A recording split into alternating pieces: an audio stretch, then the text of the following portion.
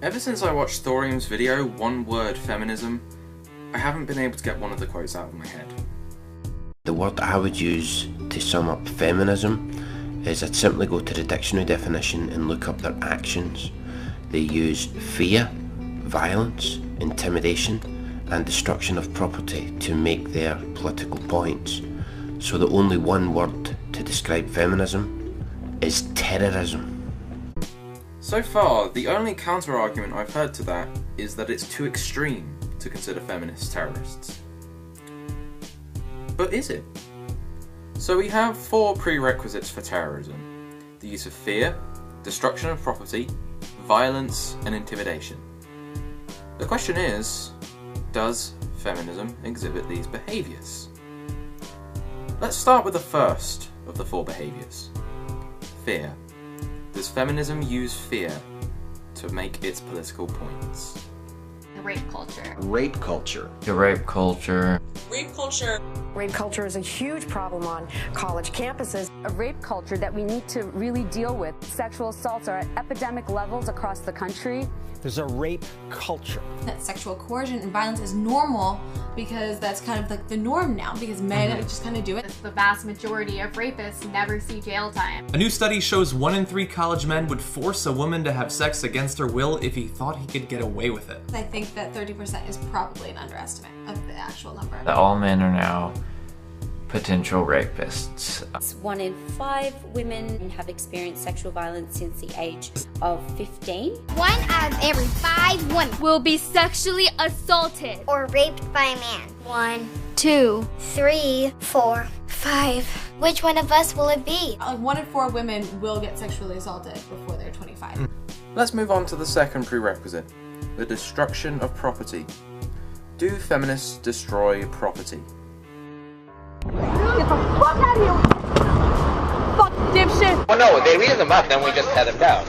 Alright, we finally made it back here to the Vancouver Art Gallery after following around the slut walk. Our cameraman got shoved and pushed, my sign was ripped up, and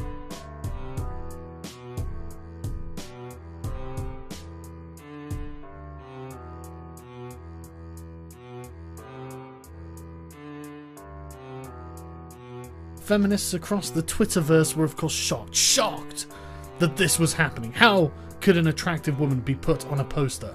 So naturally they went to deface them. This generally involved feminists walking up to the adverts, writing something or scribbling something on them, and then bravely tweeting about it. And a couple of them even decided to use their own bodies to deface this poster. And the feminists really went crazy with this. They seemed to take it on like it's some sort of community activity, like this needed to be done to advance the cause of feminism. I absolutely adore this. This insane ad, from Protein World revealed my previously untapped urge to vandalize. Seriously, what the fuck modern feminism? Now let's move on to the third prerequisite, violence. Do feminists ever resort to violence? The posters in question are the ones that you see here, and he's been putting them up with the specific express permission of the owners of the site where he has been putting them. A while back, when some individuals were tearing his posters down, the security officer for the construction site came out, interrupted them, told them that they had no right to tear the posters down, that John had express permission to put them up, and these people refused to comply with the security officer. In fact, there was an altercation where one of these individuals assaulted the security officer, and the police were called, and it was a big kerfuffle. Hey, get that camera out of my face, Cedar! Fuckwit!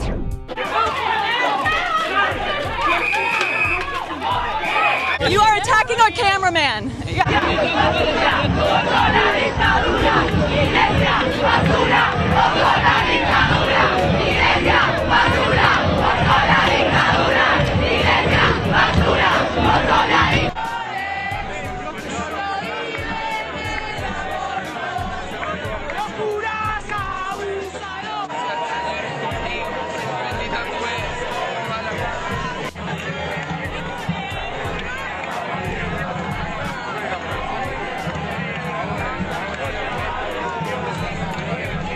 over the 12 years that I was running the refuge, if I went to speak, there was screaming feminists outside.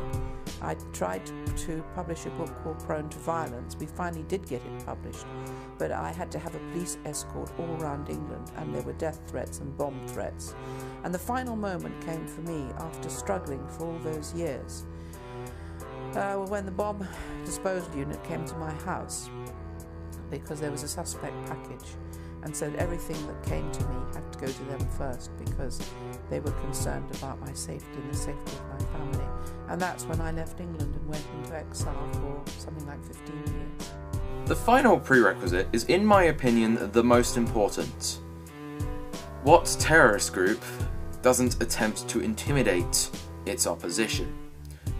Intimidation. Do feminists attempt to use intimidation tactics on those they consider enemies? I don't care if you landed a spacecraft on a comet. Your shirt is sexist and ostracizing. Okay, the shirt I wore this week, I made a big mistake and I offended many people, and I'm very sorry about this.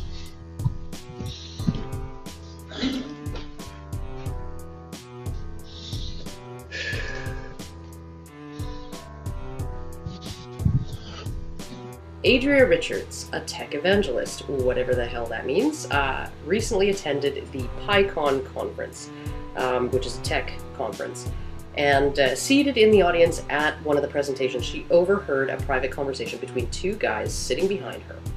These guys made some off-color jokes about forking someone's repo and having big dongles. She took a photo of the two men and a bunch of other guys, uploaded it to Twitter, and made a very public request to the conference organizers that the offending men be removed. One of the dongler's employers apparently discovered the tweet, and the hapless dongler was summarily fired. This is a father of 3, loved his job, sucks for him. I didn't read the press release if there was one, but I imagine it went something like this. We are an upstanding and moral company that takes sexism very seriously, and we employ no donglers or repo forkers here, thank you very much. Please don't hurt us, feminists. We're with you. Look, we chopped this guy's head off to avoid being labeled anti-woman. Please don't launch a media smear campaign that will damage our business. We're not misogynists, we promise. Don't boycott us, please! If you're watching this video, then it's pretty much certain that the conference in Detroit has been cancelled. And I asked the police, I went down and said to the police, if that was black men or Jews, you'd arrest those women. But why don't you arrest them? They just looked very uncomfortable. And one of them said, we're frightened of them. Alison Tiemann, a comic writer, has been banned for life from CalX, the Comics Expo. Alison is a men's rights advocate and a supporter of Gamergate. She set up a booth in the expo, and when asked about her opinions in a panel, this is what she said. But that's just it. What has happened? At what point did all of a sudden did it become a dirty thing for women to be into this stuff?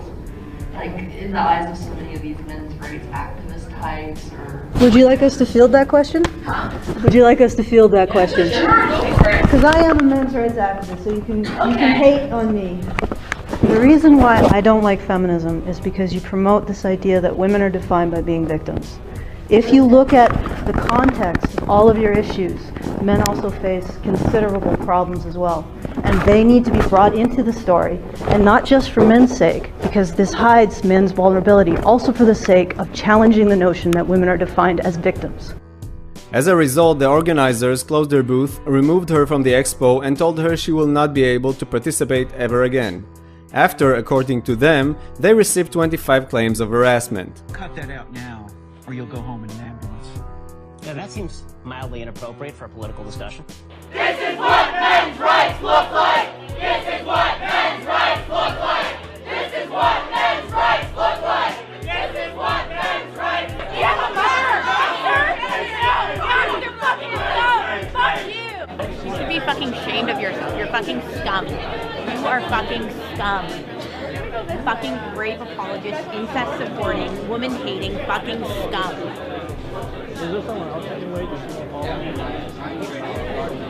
fucking scum. Yeah, just another. I just want to listen to someone else's opinion. I'm not even on a side here. I just listen to as many people as I can. You know what though? Why would you pay money to fucking support a fucking rape apologist if you weren't fucking one? I never heard him say anything that was. Well, it's fucking scum.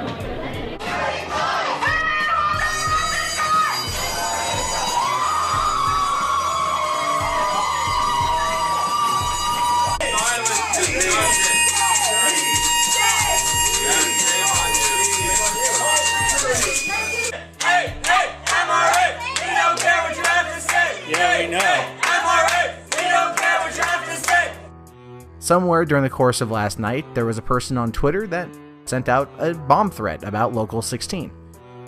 The establishment was, everyone was evacuated under the guise of a fire drill. They went outside and they found out that there were a bunch of cops outside and bomb-sniffing dogs, and they went through, did their thing, and that was kind of that. You're reading that correctly. Protein World actually received bomb threats from feminists. Disagreeing with feminists on Twitter could be made illegal in Canada, with a man facing 6 months in jail after 2 prominent social justice warriors claimed that his dissent represented criminal harassment. And this isn't being done by some irrelevant fringe. This is being done by a lot of people, and their tactics are effective. And it's done by the very same people who would dare to ironically retort that not all feminists are like that.